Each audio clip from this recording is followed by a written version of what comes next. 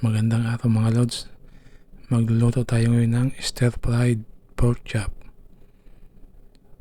Ito ang listahan ng mga sangkap. Luto na tayo. Maglagay ng bawang sa mainit na tubig, pamintang buo,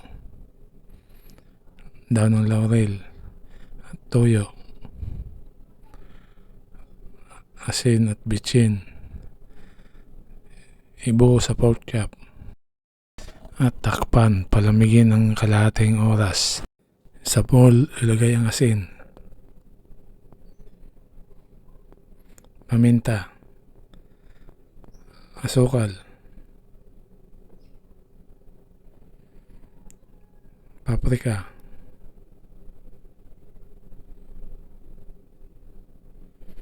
at toyo, at konting cooking oil. Haluin ng kutsara.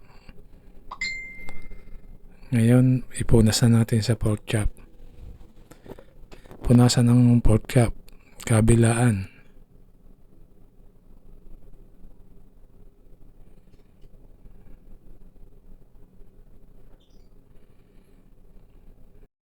Ayan, okay na.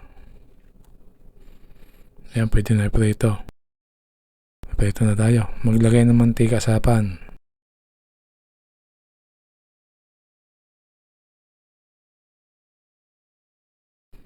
Iprito ang pork chop.